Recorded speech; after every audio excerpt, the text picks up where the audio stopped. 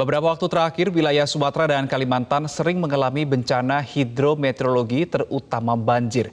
Banyak yang menyebut banjir disebabkan karena faktor tingginya curah hujan yang terjadi di wilayah tersebut dan dampak cuaca ekstrim seperti siklon tropis di perairan Samudra Hindia dan Laut Cina Selatan. Lalu sebenarnya apa faktor-faktor lain yang menyebabkan banjir itu sering terjadi? Untuk membahasnya, pemirsa, kita akan tanyakan langsung kepada PLT Kepala Pusat Data Informasi dan Komunikasi Kebencanaan BNPB, Abdul Muhari atau Pak Aam. Selamat siang, Pak Aam. Salam sehat. Selamat siang, Mas. Salam sehat selalu. Baik. Pak Aam, jadi selain faktor cuaca, adakah faktor lain yang didapati oleh BNPB sebagai faktor pemicu terjadinya bencana hidrometeorologi? Iya, kalau kita melihat data dalam 1 bulan terakhir ya, sejak awal Oktober, memang ada peningkatan intensitas curah hujan dan frekuensi kejadian hujan karena beberapa faktor. Ada tadi disebutkan ada siklon tropis dan lain-lain. Dan secara regional memang kita masih berada pada awan basah yang sedikit lebih tinggi dari periode normalnya karena ada pengaruh Indian Ocean Dipole yang masih negatif di sebelah barat, kemudian faktor La Nina di sebelah timur. Tetapi ini bisa kita kelompokkan menjadi dua komponen sebenarnya. Pertama yang di Kalimantan, yang kedua di Sumatera. Kalau yang banjir yang terjadi di Sumatera, itu memang durasinya lebih lama dari biasanya. Ini kita lihat Subulu Salam dari tanggal 11 sampai tanggal 18 hari ini masih agak tergenang. Kemudian di Langkat, Sumatera Utara masih tergenang. Ini lebih dominan disebabkan ketika banjir mau surut, hujan datang lagi. Artinya memang frekuensi kejadian hujannya cukup tinggi karena ada pengaruh siklon di Samudra Hindia. Tetapi kalau yang di Kalimantan, ini daerah aliran sungai ini sangat panjang ya, sangat panjang. Sedangkan perbedaan ketinggian muka air dari hulu sampai ke hilir itu relatif tidak lebih dari 3 meter. Jadi bisa dibayangkan sungai di Kalimantan yang demikian panjangnya ratusan kilometer, perbedaan ketinggi hulu hilirnya itu tidak lebih dari 2-3 meter. Sehingga kalau misalkan debit air tinggi di hulu, kemudian di hilir ada pasang, ini seperti airnya itu nggak mengalir.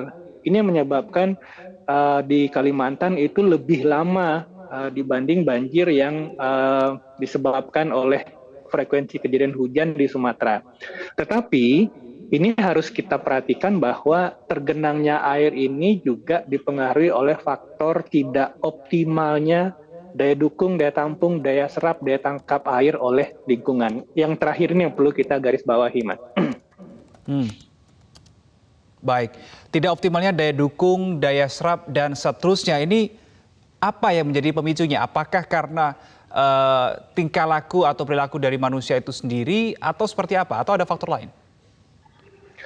Ya, kita harus kembali ke pernyataan Presiden Joko Widodo di akhir tahun lalu bahwa kalau di Kalimantan, Katingan, Sintang, Kapuas Hulu, ini dari data BNPB dalam 10-15 tahun terakhir, ini bukanlah daerah-daerah yang memang langganan banjir tiap tahunnya.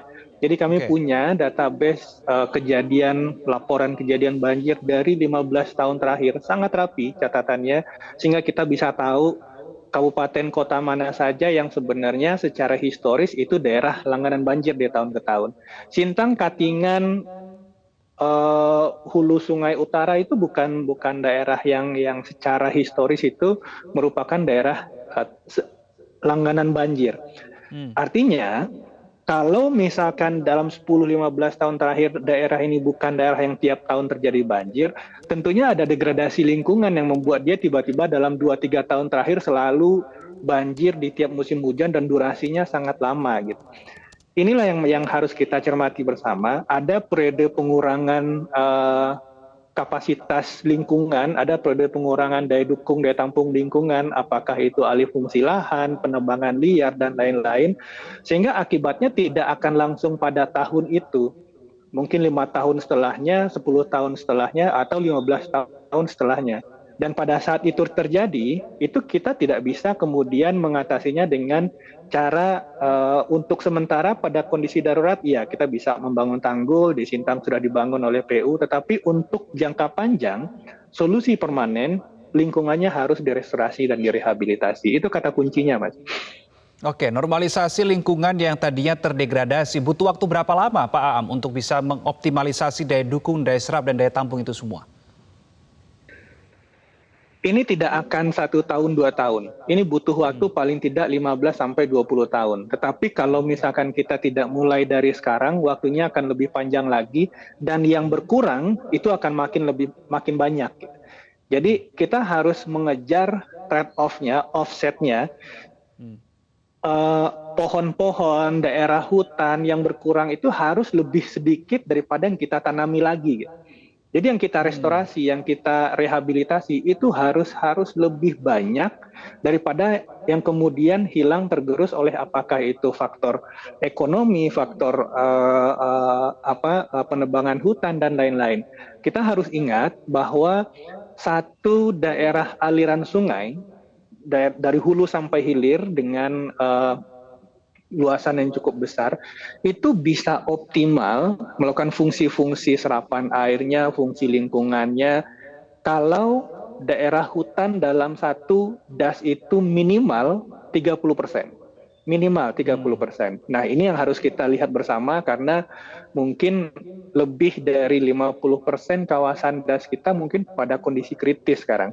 Ini yang harus kita benahi. Kalau tidak, frekuensi kejadian bencana hidrometeorologi kita itu akan semakin tinggi. Data BNPB itu tahun 2021, Mas, itu kejadian bencana kita 5.403 kali dalam 1 tahun. Itu 98%-nya itu bencana hidrometeorologi basah, banjir, banjir bandang, tanah longsor. Dan kalau bisa bicara bencana hidrometeorologi basah ini, pasti nggak akan lepas dari faktor lingkungan. Itu yang harus kita benahi bersama. Baik. Pak Aam, saya menangkap sebuah poin tadi Anda sampaikan, ada degradasi lingkungan, berkurang daya serap, ini berarti mungkin ada pepohonan-pepohonan atau kawasan hutan yang berkurang begitu ya luasannya. Ada tidak data dimiliki oleh BNPB, seberapa signifikan sih berkurangnya lahan-lahan untuk pepohonan atau kawasan hutan ini selama beberapa tahun terakhir? Secara nasional, mungkin data ini lebih lengkap dimiliki oleh Kementerian Lingkungan Hidup dan Kehutanan.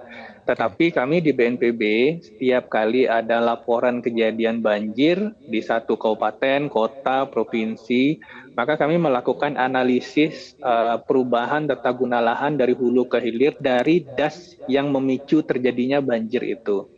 Nah, dari pengalaman kami, khususnya di bulan Oktober saja, di bulan Oktober itu kejadian bencana hidrometeorologi basah, banjir, banjir bandang, tanah longsor itu rata-rata 75 kali dalam seminggu, Mas.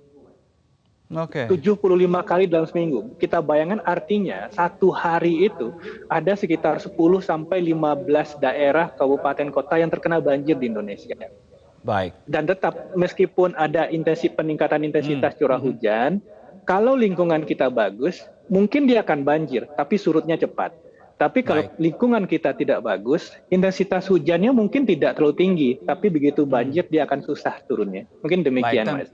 Tentu ini menjadi PR bersama, tidak hanya dari masyarakatnya saja, tapi juga ada dari pihak pemerintah saling bersinergi untuk bisa mencegah bencana hidrometeorologi basah begitu ya kembali terjadi. Terima kasih Abdul Muhari, PLT Kepala Pusat Data Informasi dan Komunikasi Kebencanaan BNPB, sudah bergabung bersama kami di Metro Siang hari ini. Salam sehat, Pak Aam.